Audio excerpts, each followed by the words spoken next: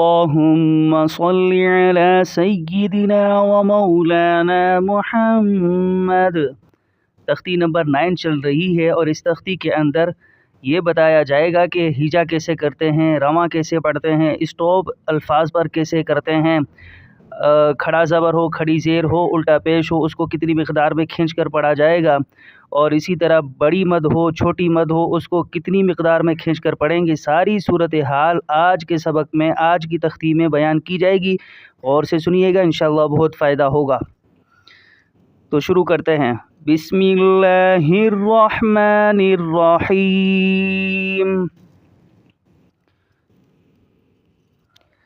واو الف زبر وا، لام زیر لی، والی، دال دو زیر دین، والدین، وقفاً والد۔ وقف کی صورت میں دال کی دونوں زیروں کو ظاہر نہیں کریں گے۔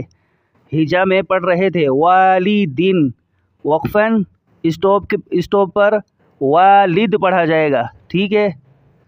حمزہ زبر آ، عین واو پیش عو، اعو، ذال پیش ذو، اعوذ، وقفاً اعوذ۔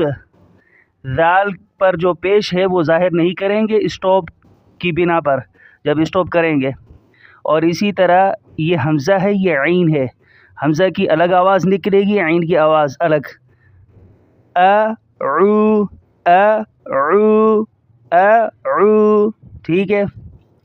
حمزہ زبر آ، کاف یا زیر کی، اکی، دال پیش دو، اکیدو، وقفاً اکید، اکید، ٹھیک ہے۔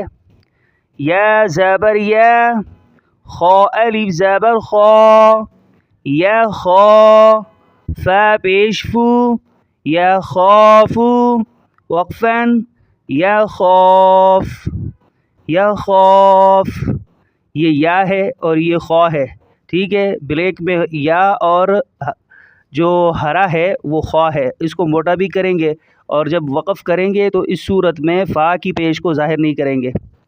یا زبر یا، دال کھڑا زبر دا، یا دا، ہا پیش ہو، یا دا ہو، وقفاً یا دا، یا دا، ٹھیک ہے۔ دال کو تھوڑا کھینچیں گے کیونکہ کھڑا زبر ہے، اس کو ایک الف کے بقدر کھینچ کر پڑھا جائے گا کھڑے زبر کو، اور ہا کی پیش کو ظاہر نہیں کریں گے وقف کی صورت میں، اسٹاپ کی صورت میں۔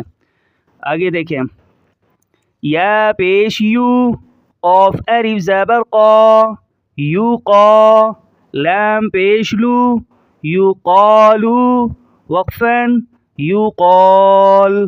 یہاں پر بھی ایسا ہی پڑھا جا رہا ہے، لام کی پیش کو ظاہر نہیں کریں گے، اور اسی طرح قاف موٹا ہے تو اس کو موٹا کر کے پڑھیں گے۔ یہ ہرے میں جو بھی آئیں گے لفظ وہ موٹے پڑھے جائیں گے۔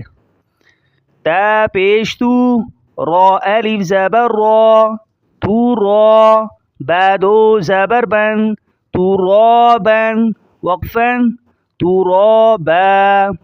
میں نے پیچھے بتایا تھا کہ اینڈ کے لفظ پر اگر دو زبریں آ جائیں تو وقف کے بعد یعنی اسٹاپ کی صورت میں اس لفظ کو کھینچ کر پڑھا جائے گا۔ تو یہاں پر اسٹاپ کے بعد یعنی وقف کے بعد جو صورت پڑھی جا رہی ہے اس میں کھینچ کر پڑھا جا رہا ہے با کو۔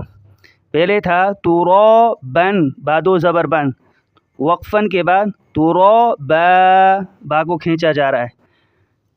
اور الف جو ہے، الف یہ ہجا کی صورت میں نہیں پڑھا جائے گا، یہ رواں کی صورت میں خود بخود پڑھا جائے گا۔ ح زیر حی، سین الف زبر سا، حیسا، با دو زبر بن، حسابن، وقفاً حسابا۔ یہاں پر بھی ایسا ہی ہے، دو زبریں اینڈ میں آ چکی ہیں تو آخری لفظ با ہے تو اس کو کھینچ کر پڑھا جائے گا وقف کی صورت میں، اور ح کو نکالیں گے ح۔ سین پیش سو، با الف زبر با، صوبا، تا دو زبر تن، صوباتن، وقفاً صوباتا۔ یہاں پر بھی ایسا ہی ہے، تا کو کھینچ کر پڑھا جا رہا ہے وقف کی صورت میں۔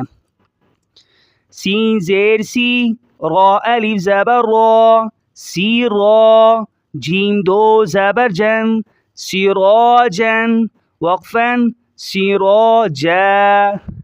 اینڈ میں 2 زبریں آ چکی ہیں تو جیم کو کھینچ کر پڑھیں گے وقف کی صورت میں، اور اسی طرح یہ الف ہجا کی صورت میں نہیں پڑھا جائے گا، جیم کے ساتھ ملا ہوا ہے، لیکن وقف کے بعد خود بخود پڑھا جائے گا اور را کو موٹا کریں گے، سراجا۔